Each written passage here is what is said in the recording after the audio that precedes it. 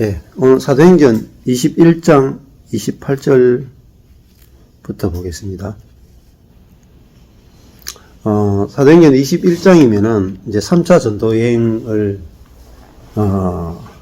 이제 마무리하고 지금 예루살렘에 왔습니다.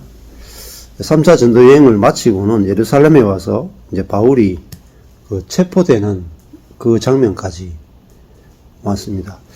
바울이 예루살렘에 오면은 체포당할 거라는 그런 성령의 감동이나 또 예언이 굉장히 많았어요. 본인도 분명히 알고 있고.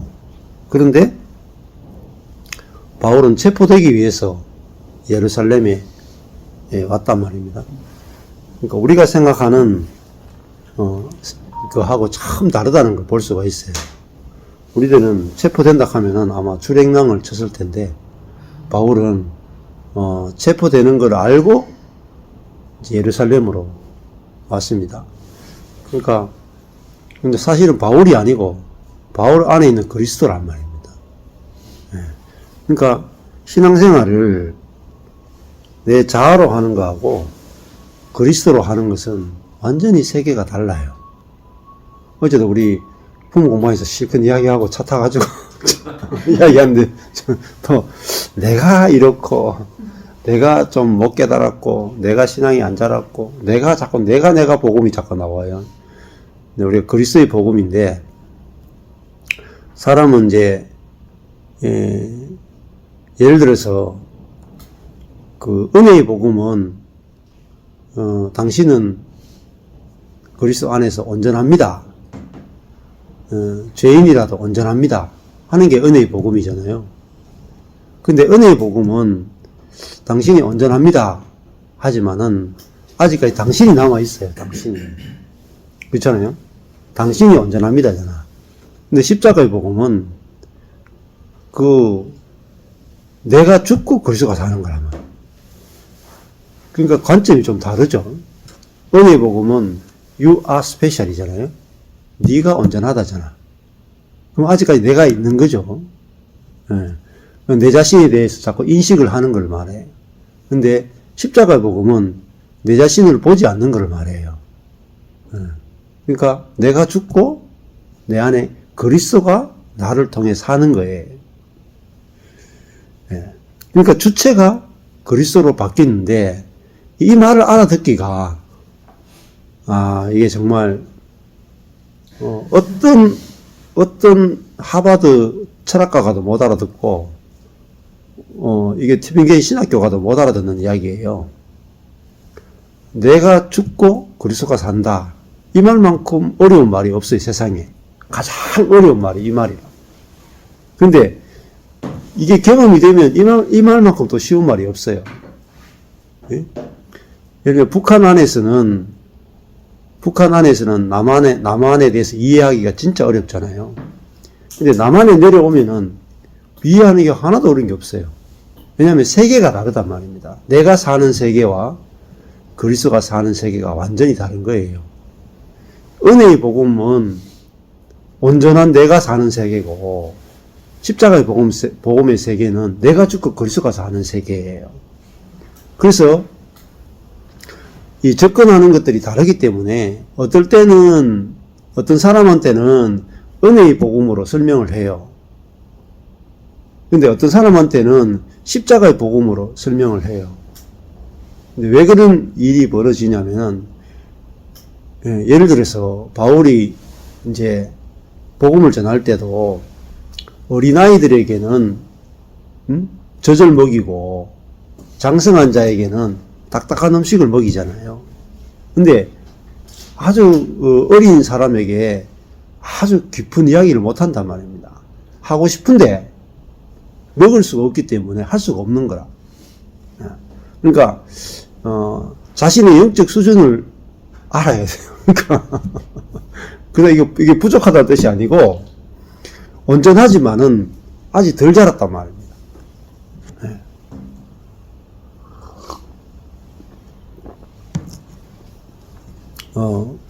그래서 바울은 그 그리스도의 생명이 풍성하게 자랐기 때문에 예언을 듣고도 예루살렘에 갔고, 아주 어린 사람들은 예언을 들으면 토낀단 말입니다. 이게 차이예요. 자, 그렇다고 해서 예루살렘으로 직진하는 바울 안에 계신 그리스도가 예언을 듣고 도망가는 그 사람을 정죄하지는 않는단 말입니다. 예. 이 높고 낮음의 세계도 아니고 옳고 그름의 세계도 아니고 판단하고 정죄하는 세계도 아니단 말이에요. 마치 어린아이도 인간이고 노인도 인간이고 청년도 인간이잖아요. 단지 생명이 더 자랐느냐 못 자랐느냐의 그 문제지 높고 낮음의 문제도 아니고 옳고 그름의 문제도 아니에요. 근데 높고 낮음의 문제도 아니고 옳고 그름의 문제도 아니다라는 이 말 한마디를 알아듣기가 이제 복음이 총체적으로 알아지지 않으면 이 말 자체를 못 알아들어요. 그래서 어린아이들에게는 고린도전서, 고린도후서 읽어보면 바울이 여러분들이 아직까지 어린아이에 불과하다 이런 이야기를 해요. 아주 담대하게 이야기한다고. 예. 그 이유가 고린도전서, 고린도후서 읽어보면은 고린도 교회가 얼마 안 된 교회예요. 예? 복음을 전한 지 아주 짧은 2년, 3년, 4년 이렇게밖에 안 돼. 그런데 모든 은사가 다 나타나고요. 아주 고린도 교회를 섬긴 사람이 디모데, 아볼로, 베드로, 바울 다 거친 교회예요. 예. 그렇지만은 그들의 생명이 자라나면 아직 어렸다는 거예요. 자, 그래서 이 바울이 이제 예루살렘에 와서 당하기 직전의 어떤 모습들을 보여줬는데, 그래서 오니까 이제 지난번에 뭐라고 말했냐면은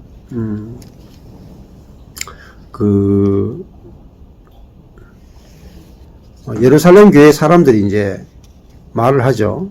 18절에 보면은 그 이튿날 바울이 우리와 함께 야고보에게로 들어가니 장로들도 다 있더라. 그러니까 야고보하고 장로들이 문안을 받아요.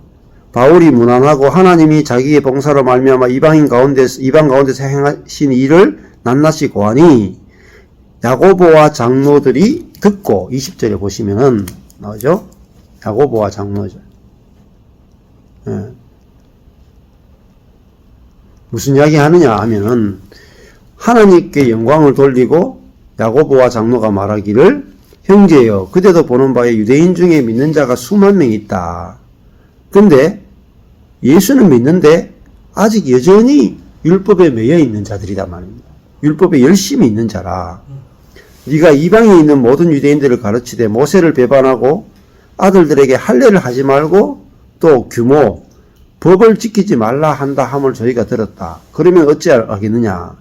네가 여기 예루살렘에 있는 형제들과 교제하면은 그들이 너를 공격하게 될 거다. 예수 믿지만은 율법을 폐하는 자라고 해가지고 공격하는 일이 벌어질 거다. 그래서 네가 그러면 어찌하겠느냐? 저희가 반드시 필연 그대가 온 것을 듣게 되면 문제가 생길 텐데 우리가 말하는 이대로 하라.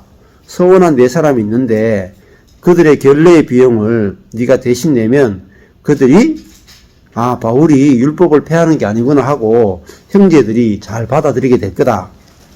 예, 그렇게 이야기를 하거든요. 그래서 26절에 바울이 이 결례를 서원한 4사람을 데리고 이제 결례를 행하고 성전에 들어가요. 자, 여기 보면은 서원한 4사람이 있는데 그 서원을 행하기 위해서 성전에 들어간다 하는 말은 뭐겠어요? 아직까지 예루살렘 교회는 성전에 대해서 뭐예요? 성전이 폐해졌다는 것을 아직까지 안 믿죠? 결례를 행하죠. 그죠? 예. 그러면 예수 그리스도의 십자가의 죽음과 부활로 말미암아 성전이 폐해졌음에도 불구하고 결례를 행한다 하는 것은 성전의 기능을 아직도 인정하는 그 정도 수준이단 말입니다. 결례를 행하고 성전에 들어가서 각 사람을 위해서 제사 드릴 때까지 결례에 만기된 것을 구했다. 아직까지 제사 드리기도 한단 말입니다. 그러니까 아직까지 성전과 제사가 완전히 폐해졌다는 데 대해서 예루살렘 교회는 아직까지 이 혼돈 가운데 있는 그런 모습들을 보게 되죠. 27절에 그 이레가 거의 참에 아시아로부터 온 유대인들이 여기 보면은 믿는 자 중에서 문제가 생기는 게 아니라 아시아로부터 온, 아시아가 뭐예요? 이 소아시아죠. 바울의 3차 전도 여행 지역에서 온 유대인들이 성전에서 바울을 딱 봤는데, 아니 저놈이 아시아에서 우리 이 회당을 회방하고 율법을 폐하고 성전이 이제 아무 소용 없어졌다 하고 외치던 그놈이 아니냐 하고 막 난리가 난 거죠. 그래서 28절에 왔어요. 자, 28절에 외치되 이스라엘 사람들아 도우라. 이 사람은, 바울은 각처에서 우리 백성과 율법과 이곳 성전을 회방하여 모든 사람을 가르치는 그자다. 자, 바울이 율법을 회방하고 성전을 회방했죠. 이게 바울의 가장 큰 죄입니다. 성전 회방죄, 율법 회방죄. 자, 예수님이 왜 십자가에 죽으셨어요? 딱 요 죄로 죽으셨어요. 율법 안식일을 어긴다. 그죠? 안식일을 어기고, 그리고 성전을 헐면 사흘 만에 짓겠다고 했다. 예수님이 이 핍박받은 죄와 바울이 핍박받는 죄가 동일합니다. 그러면 이걸 잘 보셔야 바울이 전한 복음이 무엇인지 명쾌하게 알 수가 있죠. 그래서 바울은 이 율법이 폐해졌다. 율법. 그러니까 우리가 율법을 지킬 의무가 이제 없다 이 말입니다. 자, 그 율법이란 단어도 여러 가지로 해석이 돼요. 율법이 예를 들면 구약에 있는 많은 규정들을 다 율법이라고 할 수 있는데, 예를 들면은 제사장에 관한 규정, 성전에 관한 규정, 또 뭐 음식에 관한 규정, 국가 법에 대한 규정, 그리고 윤리 도덕적인 규정, 그런 게 있잖아요. 그래서 이제 근데 이 율법의 범위를 예를 들면은 많은 이제 교회에서는 어떻게 규정을 어떻게 되냐면, 바울이 율법을 회방했다 할 때 뭐라고 말하냐면은 제사장, 또 제사, 국가에 대한 어떤 뭐 예를 들면은 그런 것들을 이제 예를 들면 간음한 자는 돌로 쳐라. 그 사법적인 거잖아요. 그죠? 이런 것들은 다 폐해졌다는 거예요. 여기에 대해서는 거의 대부분 기독교인들이 동의를 해요. 자, 그럼 잘 생각해 보세요. 구약 때는 간음하면은 또 안식일을 어기면은 돌로 쳐서 죽이게 돼 있죠. 또 부모에게 거역해도 돌로 쳐서 죽이게 돼 있어요. 자, 그러면 그 구약의 규정이 신약에 그대로 적용이 돼요. 간음하면 지금 우리가 교회 안에서 돌로 쳐 죽여야 될까요? 부모에게 거역하면 돌로 쳐 죽여야 될까요? 아니죠. 이게 넘어오지 않았죠. 그 말은 구약에 있는 규정과 율법이 폐해졌다는 거예요. 예. 근데 많은 이제 장로교나 이쪽의 신학자들이 자, 간음하고 안식일 어기면은 돌로 쳐 죽이는 이런 규정, 또 성전, 제사, 또 구약의 절기, 안식일, 이런 것들은 다 폐해졌다는 거예요. 근데 남았던 건 뭐냐면은 10계명, 대표적으로 10계명, 우상 숭배하지 말라, 살인하지 말라, 간음하지 말라, 도둑질하지 말라, 내 이웃것을 탐하지 말라, 내 부모를 공경하라, 여호와 이를 망령되이 일컫지 말라. 이런 10계명의 계명들은 폐해지지 않았다는 거예요. 그 중에도 안식일을 기억하여 거룩하게 지키라. 그 계명도 폐해지지 않았다는 거예요. 그래서 그 안식일을 거룩하게 지키라 계명이 뭐로 넘어왔냐면 주일을 거룩하게 지키라는 계명으로 넘어와서 지금도 주일을 거룩하게 지켜야 된다. 이렇게 이야기하는 데가 대부분이다 말입니다. 근데 대부분 이제 이렇게까지 정리를 해요. 그런데 사실상 바울은 그거를 훨씬 뛰어넘어요.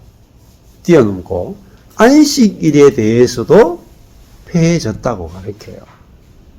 11조는 어때요? 11조도 구약의 율법인데 11조도 다 폐해졌단 말이에요. 제사장.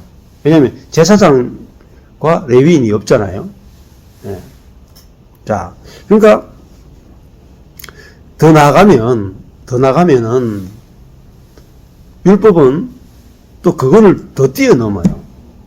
자, 율법의 범위가 아까 전에 처음 시작할 때 뭐 국가나 어떤 그 의식법에 대한 부분이 있고, 그 다음에 윤리도덕적인 부분이 있고, 근데 이거 전체를 율법이라고 할 수 있는데, 근데 율법이라는 용어는 또 이거 자체를 또 초월하는 게 있어요. 뭐냐? 내가 내 쪽에서 하나님에 대해서 행해야 되는 모든 의무 전체를 다 율법이라고 또 불러요. 그러니까 이 개념까지 넘어가는 사람이 아주 소수예요. 그러니까 마르틴 루터까지 가야, 마르틴 루터는 인간이 하나님께 대해서 가지는 모든 의무를 다 율법으로 규정했어요. 그러면 인간이 하나님께 대해서 행해야 되는 모든 행위나 의무 전체가 다 율법인데 그 전체가 다 폐해졌다는 거예요.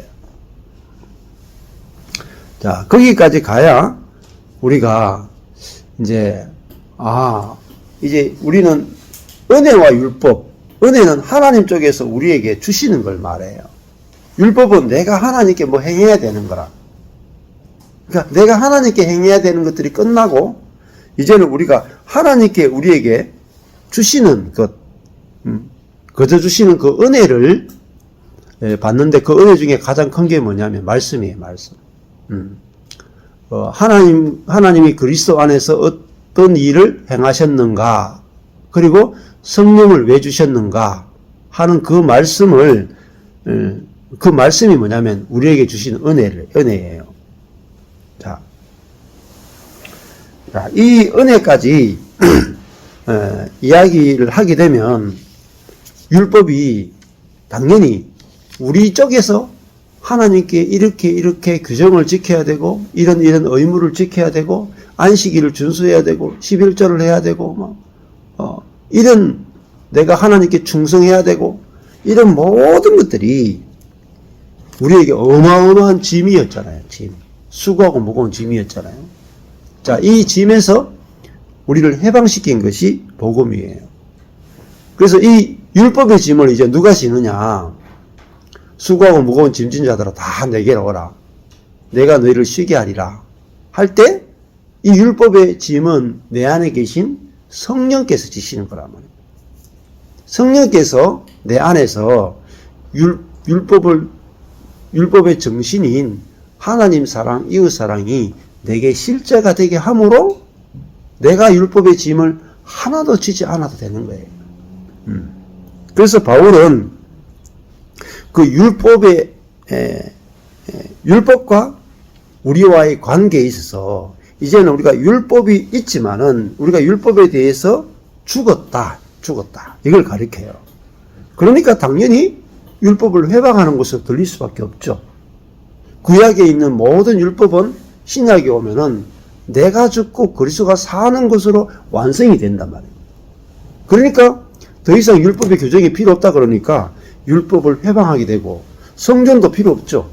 내가 하나님께 나아가서 제사 드릴 것도 없고, 그죠? 성전에 나가서 뭐 죄 용서 받을 것도 없고, 성전에 나가서 하나님께 드릴 것도 없다면, 이러니까 당연히 율법과 성전을 회방하게 돼 있어요. 그러니까 유대인들 입장에서 보면은 이 하나님을 섬기는 모든 규정들을 다 폐하는 놈이니까 이단이 되고 죽일 놈이 되는 거죠. 근데 이들은 전부 다 모르는 게 뭐냐면 예수 그리스도의 생명으로 살고 성령으로 사는 삶에 대해서 모른단 말입니다. 그러니까 바울을 공격할 수밖에 없죠. 그래서 바울이 그 공격받은 죄는 이 두 가지죠. 율법을 해방하고 성전을 해방한다. 예수님도 똑같은 제목으로 핍박을 받았는데 누구한테 핍박받았냐면 하나님을 믿는 사람들에게 핍박을 받았어요. 그럼 지금 어떻게 했어요? 지금도 똑같습니다. 항상 동일하게 돌아가요. 구약시대 때도 모든 참 선지자는 누구에게 핍박받았느냐? 참 선지자들은 이방인에게 핍박받은 적이 없어요. 구약에. 모든 참 선지자는 하나님의 백성에게 핍박을 받았어요. 자, 그 역사가 반복이 돼요. 그래서 구약에 있는 참 선지자들이 가짜 선지자들에게 핍박을 받고 죽임을 당했어요. 예수님이 뭐라고 말하냐면은 예수님이 바리새인들에게 이렇게 말한단 말이에요. 포도원의 주인이 일꾼들에게 포도원을 맡기고 멀리 여행을 떠났단 말이에요. 그러니까 때가 돼가지고 소출이 나오니까 내게 소출이 얼마를 보내라 하니까 그 일꾼들이 삭스를 받으러 온 종들을 다 때리고 다 죽였다 이 말이에요. 그 품삯을 받으러 온 그 주인에게서 보낸받은 사자들이 누구냐면은 참 선지자들이에요. 그래서 그 포도원 주인이 다시 이 소작농들에게 자기 아들을 보냈다. 아들을 보내면 어떻게 할 거냐? 아들이니까 이 아들의 말은 듣겠다 싶어서 아들을 보냈는데 아들을 죽였다. 왜 죽이냐? 아들을 죽이면 포도원이 내 것이 되기 때문에. 그래서 그러면은 이 성전과 율법을 유대인에게 맡겼잖아요. 그죠? 하나님이. 근데 성전과 율법을 맡은 유대인들이 선지자 이것을 올바르게 하라고 율법과 성전을 올바르게 하나님의 뜻대로 하라고 선지자를 보내서 말을 전하니까 선지자를 다 죽였다 이 말이에요. 그리고 아들도 죽였다 이 말이에요. 그러니까 사람이 우리가 인간이 아담의 그 죄성을 물려받고 태어난 인간은 어느 정도로 악하냐? 자아는 어느 정도로 부패하고 어느 정도로 악하냐? 이게 굉장히 중요한 겁니다. 어제도 그런 이야기를 했는데, 자아 파쇄에 대해서 이야기하니까, 야, 내가 어느 정도까지 파쇄돼야 됩니까? 꼭 파쇄돼야 됩니까? 이런 말씀들을 하시는데, 야, 내가 무슨 그런 죄가 많아가지고, 내가 무슨 이렇게 성질이 더러워가지고, 내가 파쇄돼야 됩니까? 이렇게 말하는 사람들은, 복음의 복자도 모르는 사람들. 출발이 뭐예요? 출발이, 기독교 복음의 출발은 인간이 선악과를 따먹었는데, 하나님이 선악과를 따먹으면은 정령 죽는다 했는데, 선악과를 그 하나님 말씀에 순종하지 않고 선악과를 따먹었다. 그러니까 불순종했으니까 그게 죄다 이 말입니다. 불순종했으니까 그 불순종한 죄를 회개하고 주님께 돌아오면 받아주신다. 이게 복음이 아니고 사단적 가르침이에요. 회개하고 돌아갈 수가 없어요. 선악과를 딱 먹는 순간에 죄를 지은 게 아니고, 죄를 불순종한 수준이 아니고 사단과 연합돼 버린 거예요. 그럼 다른 말로 인간이 사단이 됐단 말이에요. 그 이거는 회개의 문제가 아니고, 사단에게 장악된 인간은 고칠 수가 없어요. 씻을 수가 없어. 회개도 안 돼요. 죽어야 되는 거예요.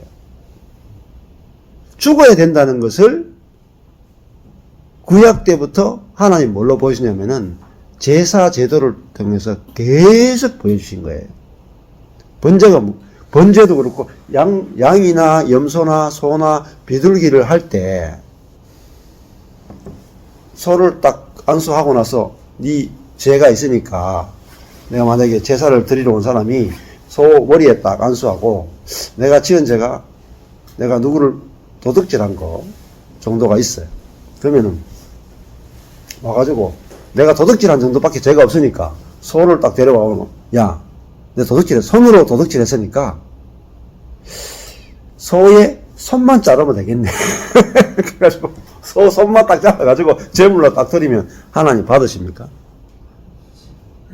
아니죠. 내가 도둑질하고 와도, 손으로 도둑질하고 와도 손만 자르는 게 아니라 내가 소에 안수하면 소 전체가 다 죽어야 돼요.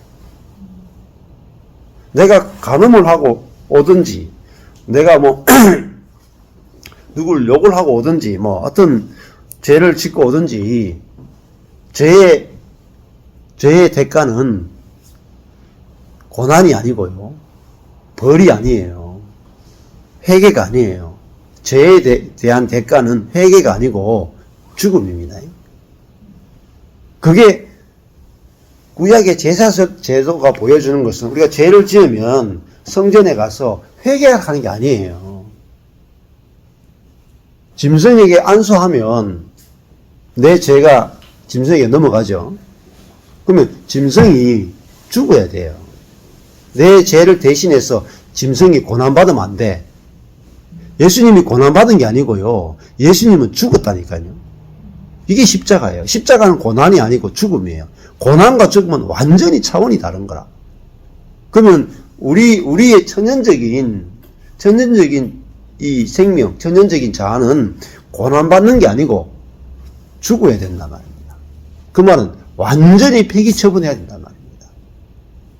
이게 뭐냐면은 인간의 전적 부패와 타락이에요. 이게 원래 장로교의 가장 중요한 출발이 인간의 전적 부패와 타락에서 출발해요, 장로교는. 근데 칼빈주의 장로교 루터파 칼빈파 빼고 다른 모든 교단은 출발이 뭔지 아세요? 인간의 전적 부패에서 출발하지 않습니다. 부분적인 부패와 부분적인 타락으로 출발해요. 이게 알미니안 계통이에요. 칼빈주의는 인간이 전적으로 부패가 허물과 죄로 죽었다 해서 출발해요. 그래서 인간편에서 아무것도 못하는 거라. 이 부분이 명확해야 되는데, 우리나라 장로교 칼빈주의는 전적 부패에서 출발 안 해요. 대부분 다. 거의 알미니안 주의로 다 넘어가 있단 말이에요. 그 목사님 또 이런 궁금한 게 생기면 이렇게 노아나 욥은 한 의롭다 하셨잖아요. 그럼 그 의는 뭔지, 전적으로 타락했는데 하나님 의롭다 하신 그 의는 뭔지. 그 의롭다 하는 게 죄가 없다는 뜻이 아니고, 하나님 앞에서 자기 위치를 안다는 거예요. 자기가 얼마나 부패한 존재이고 자기가 얼마나 아무것도 아닌 존재인가를 안다는 거예요. 그래서 하나님의 긍휼을 구하고 하나님의 은혜를 구하는 게, 그게 의로운 거예요. 우리 어렵다 하면 죄를 안 짓는다 이렇게 생각하는, 경건해서 죄를 안 짓는다 이렇게 생각하는 그런 사람 없어. 아사리 출발이 틀린 거라. 인간이 전적으로 부패하고 타락했는데 그거를 인정하는 것을 의롭다 그러는 거예요. 그걸 알고 하나님 앞에 자기의 어떤 것도 내놓을 것이 없는 사람은 의롭다 그래요. 자, 그러니까 하나님 앞에서 하나님을 경외하잖아요, 경외. 하나님을 경외하는 것을 의인이라 그래요. 하나님을 두려워한단 말이에요. 하나님 앞에서 자기가 어떤 존재인가를 아는 것을 의인이라고 불러요. 그래도 구약에는 다 의인이라 그래봤자 다 한계가 다 있어요. 타락하고 부패한 죄인에 불과하고. 자, 그래서 우리의 천연적인 부모로부터 태어난 천연적인 사람, 또 자아, 우리의 그 사람, 천연적인 생각, 감정, 의지, 이 모든 것들은 고칠 수 있는 게 아니고 죽는 거예요. 이거 고치는 거하고 죽는 건 완전히 달라요. 그래서 야, 이게 다 쓸모없구나 해야 내 선한 것이 안 남아 있어요. 그리고 나의 지혜나 나의 능력도 뭐예요? 다 쓰레기란 말입니다. 쓰레기. 그래서 나의 능력이 하나님의 능력이 나타나는 걸 가로막고 나의 지혜가 하나님의 지혜를 대적해요. 이걸 알 때, 야, 우리가 하나님만을 전적으로 이제 의지하게 된단 말입니다. 그래서 이 성전이 있어봤자 뭐 하겠어요? 율법이 있어봤자 뭐 하겠어요? 아무 시살데없는 거라. 왜 율법이 필요 없고 성전이 필요 없겠어요? 인간 자체가 부패해버렸기 때문에 이 절대적으로 부패하고 죽어있는 인간에게 율법은 무용한 거예요. 절대적으로 죽어있는 이 인간에게 성전에서 아무리 제사를 지내봤자 깨끗게 하지를 못해요. 그래서 구약에서 수많은 제사를 드려도 한 명의 사람도 예수 생명으로, 하나님의 생명으로 살게 하지 못했어요. 영적으로 죽은 사람 한 명도 못 살린 게 율법과 성전이에요. 신약의 관점에서 보면은 율법과 성전은 진짜 허무하단 말이에요. 그래서 하나님이 율법도 기한이 찰 때까지만 필요했고 성전도 하나님이 다 허물었단 말입니다. AD 70년에 완전히 유대인들을 로마에 의해서 돌 하나도 돌 위에 남지 않을 정도로 완전히 다 허물어 버렸다. 그래서 우리 자신이 죽어 있기 때문에 고칠 수가 없어요. 죽은 자는 병원에서 치료를 안 하잖아요. 죽은 사람 치료하는 거 봤어요? 죽은 자는 치료하거나 고치는 게 아니고 죽은 자는 부활만 필요해요. 부활하려면은 우리 속에 새로운 생명이 들어와야 돼요. 생명이. 부활의 생명이 들어와야 돼요. 그래서 그 부활의 생명이 나를 이제 살게 하면은 완전히 다른 삶을 살게 되는 거예요. 그래서 가짜 성전을 헐어버리고 우리 존재 자체가 하나님의 성전이 돼서 내 존재 성전 안에 하나님의 생명이 들어와서 내가 하나님의 성전으로 건축이 된다. 이게 복음의 진수예요. 자, 그러니까 우리 자신이 하나님의 생명이 거하는 살아있는 성전이 된다. 그러면은 성전이 왜 필요하겠어요? 자, 내 안에 율법을 주신 하나님이 내 안에 살잖아요. 율법이 왜 필요해요? 하나님이 내 대신 살아주는데 무슨 규정이 필요하냐 말이에요. 그냥 내가 사니까, 내가 살려면은 규정이 있어야, 선과 악이 있어야 내가 선을 따라서 안 가겠어요. 내가 사니까, 내가 선택하니까. 그러나 내 안에 하나님의 생명이 나를 지배해서 살게 되면 법이 필요 없는 거라. 자, 사람은 예를 들어 가지고 이제 물에 간다고 칩시다. 바닷가에 놀러 갔어. 사람은 수영하는 법이 필요하죠. 예? 물고기는 법이 필요해요? 물고기는 법이 필요 없어. 물고기한테 뭐 평형을 가르칠 거야, 자유형을 가르칠 거야, 배형을 가르칠 거야. 물고기는 법이 필요 없죠. 왜냐하면 물고기 속에 물고기의 생명이 있으니까. 물고기는 생명으로 하는데 보세요. 생명으로 하는 게 수영을 잘할까요? 법으로 하는 게 수영을 잘할까요? 천지차이. 사람이 수영하는 법을 가지고 배워서 수영을 하는 거하고 물고기가 자기 속에 있는 타고난 생명으로 수영하는 건요, 비교가 안 돼. 미친 짓이라. 물고기한테 수영 가르치는 것도 미친 짓이고, 물고기한테 수영하는 법을 가지고 이 법대로 하라는 것도 미친 짓이라. 야, 그렇구나. 바울이 알게 된 게 뭐예요? 바울이 이제는 내가 사는 것이 아니고 내 안에 그리스도가 산다. 하는 것은 그리스도의 생명으로 사라진다. 얘.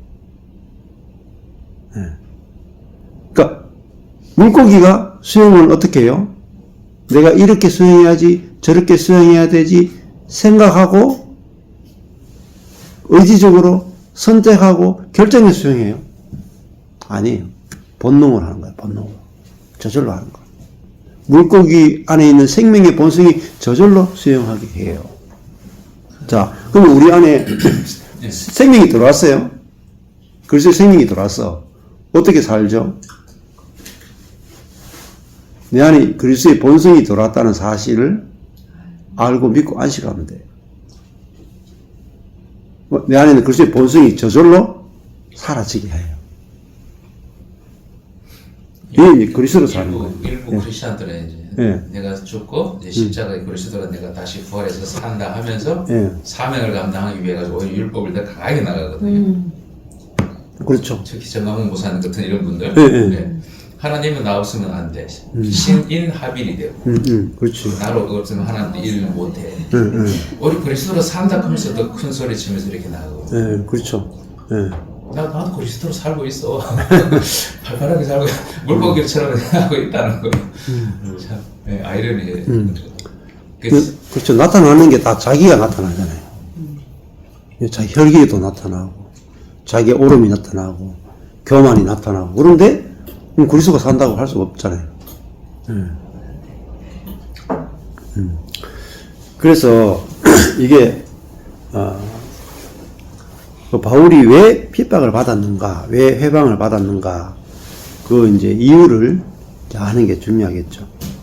저도 내가 죽고 그리스도가 사는, 그리스도의 생명으로 사는 이 세계를 이야기하니까 오해를 많이 받았어요. 오해도 많이 받고, 질문도 엄청나게 많이 받고, 무시도 당하고, 버림도 받고, 다 그렇게 하는 거예요. 근데 어때요? 때가 되면 나타나요. 생명은 나타나요. 감출 수가 없고, 차이가 하늘과 땅 차이예요. 물고기가 처음에 아주 작을 때는 이렇게 돈다니까. 이렇게 요 근처로 이렇게 돌아. 겨울가에 가보면은 치어들은 아주 작은 치어들은 요만큼 요 계속 뱉는 거. 여기 봐. 쪼란할 때는 노는 무대가 아주 작아요. 물고기라도 물고기 생명이 있어. 근데 물고기 생명이 커지잖아요. 엄청나게 넓은 곳을 돌아다녀요. 마찬가지예요. 근데 처음에 시작은 내가 죽고 예수가 사는 이 새로운 생명으로 사는 게 처음에는 굉장히 작은 데를 이렇게 다니는 거죠. 근데 어마어마하게 넓어져요. 어마어마하게. 되게, 자, 내가 사는 거하고 예수 생명이 사는 게 어마어마하게 다릅니다. 내가 주를 위해 살 때는요, 어떻게 시작되냐면, 제가 경산이잖아요. 경산에 바로 그 교회를 개척했는데, 경산에 바로 그 교회 안에서만 계속 돌아요. 복음이. 경산에 있는 130명 정도의 청년들 안에서만 계속 복음이 전거되고요. 밖으로 안 나가요, 밖으로. 밖으로 못 나가요. 130명 안에서만 복음이 계속 돌아. 근데 있잖아요. 내가 죽고 예수가 사는 복음을 딱 알았죠. 얼마나 놀라우냐면, 우리 교회는 허물어 지은 데 있잖아요. 복음이요. 미국에서 찾아오는 거야. 뉴질랜드에서 찾아오는 거야. 영국에서 찾아오잖아요. 보세요. 우리 교회는 130명일 때보다 지금 훨씬 작아. 13명이 모이고 막 그래. 그런데 10분의 1로 줄어들었는데 10분의 1로 더 줄었는데 복음에 미치는 영향력은 태평양을 넘어가 버리고 대서양을 넘어가 버린다니까요. 이게 뭐예요? 아까 전에 수영이라 수영. 사람의 생명으로는 대서양 건넌 사람 없어요. 아무리 율법으로 훈련해도 대서양 횡단 못해. 근데 물고기의 생명은 1년도 안 됐는데 대서양 태평양을 건너갔고요. 그러니까 내가 살면 복음이 증거되는 것이 엄청나게 느려요. 근데 내 안에 예수 생명이 살면 이거는 상상할 수 없는 거리를 가버려요. 그래서 우리 교회만큼 웃긴 교회가 없어요, 사실은. 안 그래요? 우리 교회처럼 이렇게 뭐 주일 예배 보면은 뭐 예배 시작할 때 뭐 찬양할 때 한 명도 안 오고 막 이런 교회인데 찾아오는 사람은 영국에서 찾아오고 캐나다에서 찾아오고 미국에서 찾아오고 뭐 뉴질랜드 찾아오잖아요. 호주에서 찾아오잖아. 이런 교회는 그 지구상에 거의 희귀해요. 왜 그래요? 예수 생명으로 하기 때문에 그래요. 이게 생명의 능력이라, 생명의 능력. 근데 이것이 저만 그런 것이 아니고, 모든 그리스도인에게 하나님이 주신 전부는 예수 생명을 우리 속에 주셨다는 거예요.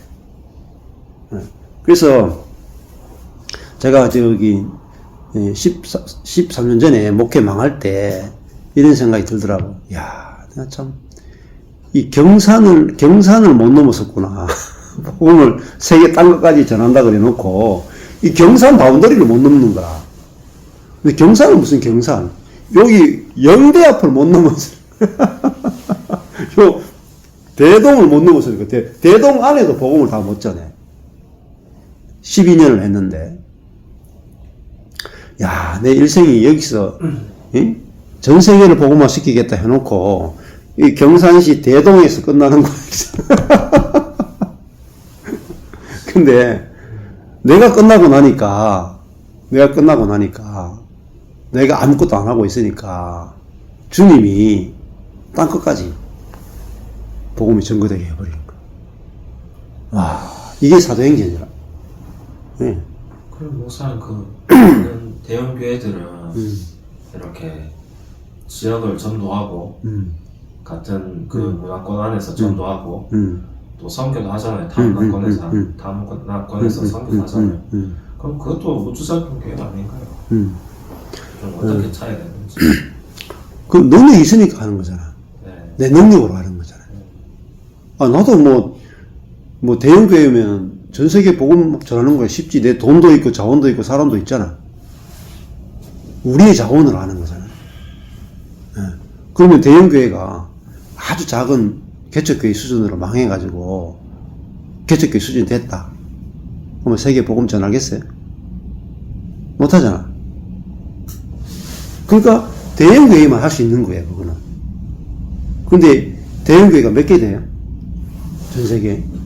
몇 개 안 돼. 근데 그래가지고는 전 세계 복음화 죽었다 깨어나도 안 돼요. 예. 우리 같이 이렇게 작은 교회가 전 세계를 복음화 시켜야 돼. 그러면 어때요? 이 작은 교회는 90%가 넘어요. 교회 가운데.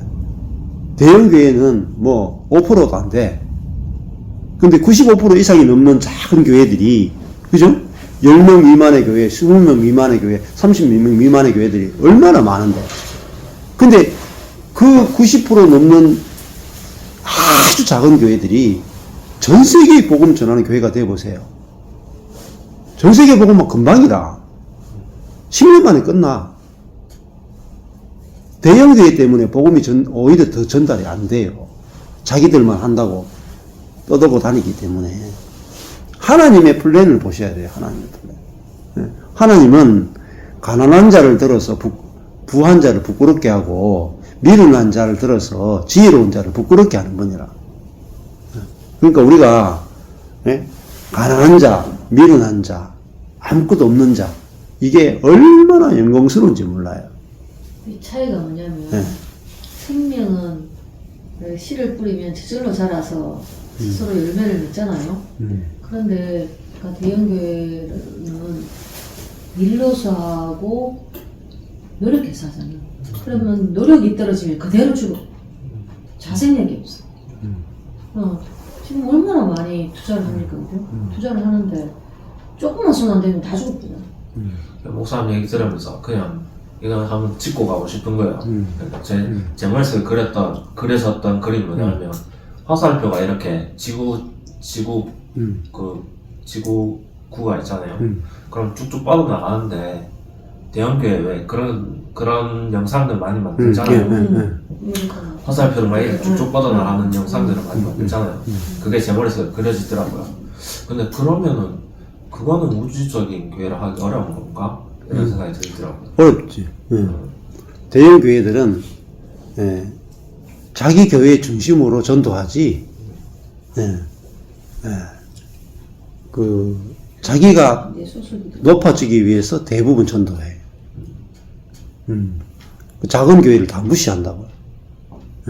그리고 자기들이 중심이 돼서 복음을 전하지 않으면 안 해. 대부분 다. 그러니까 전부 다 뭐예요? 자아의 생명으로 복음을 전하기 때문에 복음을 전해도 그 개척했던 교회들이 대부분 다 죽어요. 후원을 끊거나, 그죠? 지원을 끊거나, 교육을 끊으면은 그 복음을 받아들인 그 교회들이 다 또 쇠락해. 죽어버려. 영국 교회도 지금 거의 다 쇠락했잖아요. 유럽에 있는 교회들이 다 쇠락했잖아요. 대형 교회가 없었어요? 예? 아니에요. 국민의 거의 대부분 다 기독교인이었어요. 그런데 뭐에 의해서 다 잠식됐어요? 인간의 부패성, 자아에 의해서 유럽 전체가 다 뭐에 장악됐냐? 사단에 의해서 다 장악되고 교회들이 사단에 의해서 다 졌어요. 왜 유럽의 교회들이 쇠락했는지 원인을 정확하게 알아야 돼요. 우리의 자아는 사단을 이기지 못해요. 자아 위에 건축된 교회들은 세계를 절대로 복음화시켜 낼 수가 없어요. 다 헛된 노력을 할 뿐이라. 그래서 저도 저의 자아의 능력과 열심으로 경건으로 하다가 망했잖아요. 진짜 잘 망한 거죠. 빨리 잘 망한 거예요. 그리고 우리의 노력이 아니라 복음 증거는 반드시 하나님이 주도권을 가지고 성령이 하셔야 돼요. 그럴 때 사단이 막을 수가 없어요. 그게 뭐냐면은 이 사도행전이에요.